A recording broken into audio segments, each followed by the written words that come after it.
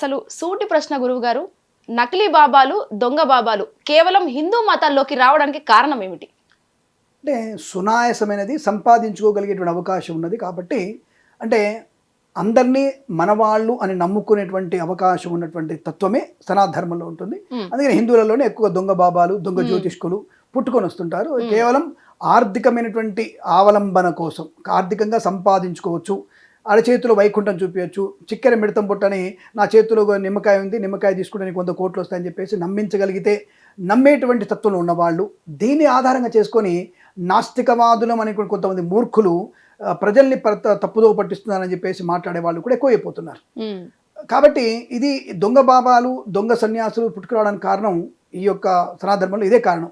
ఆర్థికమైనటువంటి వ్యవస్థని పాపం అమాయకమైనటువంటి కొంతమంది వ్యక్తుల చేత ఇటువంటి తప్పుడు పని చేయించడానికి, ఇంకా మీరన్నా కొద్దిగా గౌరవంగా మాట్లాడారు, కొంతమంది దరిద్రులు ఈ బాబాలు అనే వాళ్ళు, ఈ యొక్క దొంగ బాబాలు అనే వాళ్ళందరూ కూడా జ్యోతిష్కులు కూడా కాముకమైనటువంటి వ్యక్తిత్వంతో అమ్మాయిల్ని, మీ అమ్మాయికి ఇది పట్టింది అది పట్టి చెప్పేసి కాముకంగా తీసుకెళ్ళి అనుభవించగలిగినటువంటి విషయాలు కూడా చూస్తున్నటువంటి సమాజంలో ఉన్నాం. అంటే మంచి చేయాలన్న ఆలోచన ఉన్నటువంటి వ్యక్తులు కూడా చెడు సంకల్పంతో మారినటువంటి దిగజారిపోయినటువంటి వ్యక్తులే హిందూ మతంలోకి కేవలం కాముకమైనటువంటి ఆనందాన్ని పొందడానికి, బాబాలుగా పేరు వెంటనే పొందుకోవడానికి ఒక నలుగురు మంది మీలాంటి వాళ్ళు మమ్మల్ని హైలైట్ చేస్తే దొంగ బాబాలుగా మారిపోతారుగా. అంటే ఇక్కడ గురువు గారు మీరు ఇందాకే అన్నారు కదా అది కామంకి సంబంధించి, అంటే ఒక స్వామివారి దగ్గరికి వెళ్ళి ఒక భక్తి మార్గంలో ఉన్న వాళ్ళకు అసలు ఈ కోరికలు ఎందుకు వస్తాయి గురువు గారు? అదే మరి దొంగ బాబానే కదా ఫస్ట్ టైటిల్, మన అదే కదా దొంగ బాబా అనేది మన టైటిల్. సో కాబట్టి ఆ దొంగ బాబా వాడు వచ్చి దొంగతనం కోసం, అది మానాన్ని దొంగిస్తాడు, డబ్బును దొంగిలిస్తాడు, మనసును దొంగిలిస్తాడు, కావాలంటే కుటుంబాలు దొంగిలించేటువంటి వాడు ఉంటాడు. తీసుకెళ్లి వేరే 4వ స్వర్గంలాగా 4వ లోకం అని చెప్పేసి 4వ లోకాన్ని పెడతాడు. అలాంటి వాడు బోలెడు మంది ఉన్నారు. కొంతమంది ఎక్కడెక్కడో లోకాలు కట్టేశారు, లోకల దేశానికే ఒక దేశాన్ని కట్టుకుందని చెప్పేసి బాబాలు వచ్చారు. కాబట్టి అందరినీ ఒక తాటి కట్టలేం మనం. సో బాబాలు వేరు, పీఠాధిపతులు వేరు, సన్యాసులు వేరు, మఠాధిపతులు వేరు, ఇందులో నానా రకాలు ఉంటాయి. దొంగ బాబాలు, దొంగ వ్యక్తులు అనేది ఇవంతా కూడా 4th కేటగిరీ, అంటే దిగజారినటువంటి వ్యక్తిత్వాలు. వాళ్ళకి మిగతా వాళ్ళకి మనం కంపాటబిలిటీ చేయొద్దు, వాళ్ళని ఇద్దరితో కంపేర్ చేయడానికి అవకాశం లేదు. బాబాలు అందరూ కూడా అవి పుట్టగొడుగులు లాంటివి. అంటే ఎక్కడ పడితే అక్కడ ఇప్పుడు మన మూత్రమోష దగ్గర కూడా అవి పెరుగుతూ ఉంటాయి. అంటే వాళ్ళని పుట్టగొడుగులు అంటారు వాటిని. అంటే ఎక్కడ లేనటువంటి వాటిలో అశుద్ధం దగ్గర పెరిగేవి పుట్టగొడుగులు.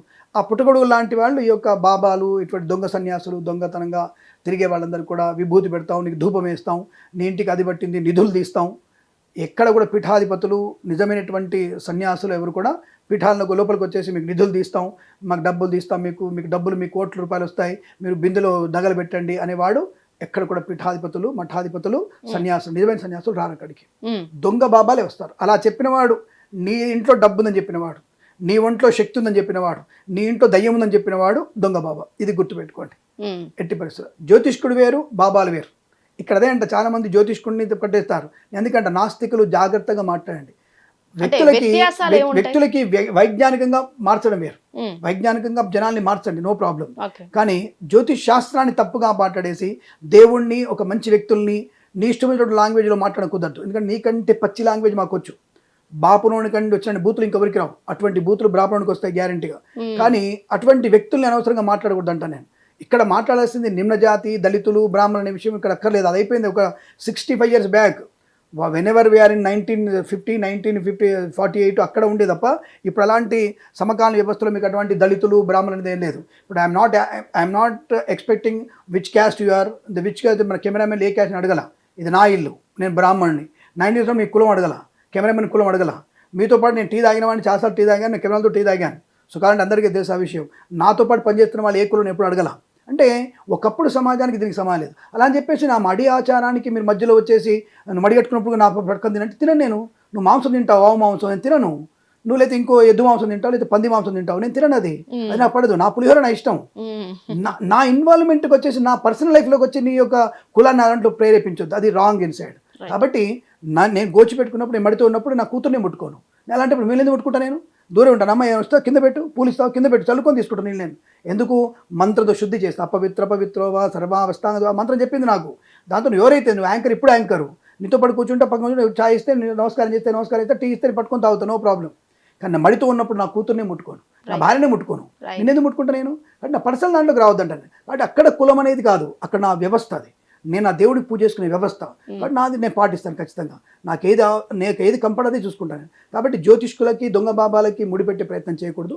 ఇందాక మీరు అడిగారు మధ్యలో దొంగ బాబాలు అంటే ఏమిటి, కమర్షియల్ అంటే కమర్షియల్గా చేసేటువంటి ప్రతి ఒక్కరు కూడా దొంగ బాబాలే. కమర్షియల్గా వచ్చేసి ఏదో దండాలు పట్టుకొని వచ్చేసి మనకు సినిమా ఉంది పాపం ఎవరిది, మన ఒక హీరో సినిమా ఉంది, హర హర మహాదేవ, నీకు కన్నడ వాడిని వచ్చేసి నీ ఇంట్లో బంగారు కలశం ఉంది, నీ కలశం ఇస్తా అని చెప్పేసి. దట్ ఈస్ టైప్ ఆఫ్ అటువంటి చేసే వాళ్ళందరూ కూడా దొంగ బాబాలే. అటువంటి వాళ్ళు ఎప్పుడు కూడా ఒక డబ్బు గురించి ఒక వ్యక్తిగతమైనటువంటి విషయాల్లోకి వచ్చేసి మీ గురించి మాట్లాడే వాళ్ళు బాబాలు ఎప్పుడు కూడా పర్సనల్ లైఫ్లో రారు. వాళ్ళు మఠాధిపతులు పీఠాధిపతులు ఎప్పుడు కూడా బయటికి రారు. నిజమైన సన్యాసులు, దొంగ సన్యాసులు వస్తారు. దొంగ సన్యాసులు వచ్చేటువంటి విధానం తెలిసిపోద్ది మనకి. కాబట్టి అది గుర్తుపెట్టుకోండి. రెండవది మీకు ఇక్కడ ఇంపార్టెంట్, ఎప్పుడైనా అఘోరాలు బయటకు చూసారా మీరు? కాశీ నుంచి బయటకు వచ్చినాగా.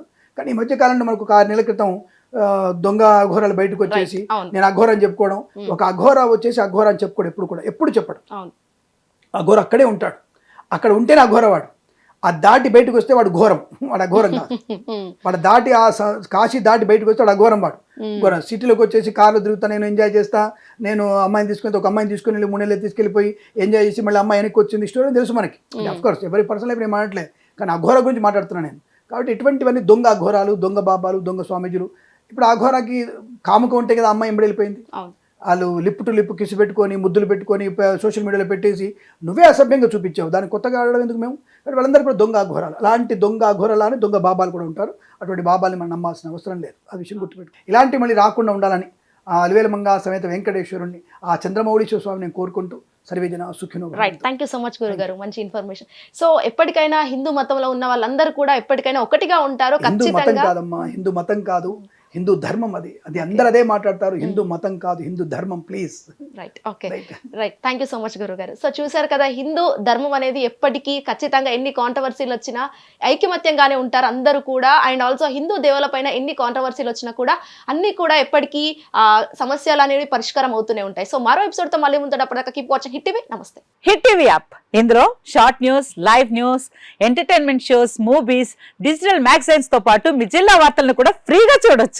ఇంకెందుకు ఆలస్యం, వెంటనే హిట్ టీవీ యాప్ ని డౌన్లోడ్ చేసుకుని ఫ్రీగా ఎంటర్టైన్మెంట్ పొందండి. Hit TV app, hit TV app, please download hit TV app. Hit TV app ని ఫ్రీగా డౌన్లోడ్ చేసుకొని ఎంజాయ్ చేయండి. మీకు నచ్చిన ఎంటర్టైన్మెంట్ కోసం హిట్ టీవీ యాప్ ని ఫ్రీగా డౌన్లోడ్ చేసుకొని ఎంజాయ్ చేయండి. హిట్ టీవీ యాప్ ని డౌన్లోడ్ చేసుకుని ఆస్వాదించండి, ఆశీర్వదించండి. ఇంతమంది సెలబ్రిటీలు హిట్ టీవీ యాప్ ని డౌన్లోడ్ చేసుకోండి అని చెప్తున్నారంటే ఎంత మంచి యాప్ ఆలోచించండి. అమెరికా అమెరికా అమెరికా అమెరికాలో చదవాలనుకునే వాళ్ళకి విశ్వసనీయమైన పేరు మన శౌర్య కన్సల్టెన్సీ.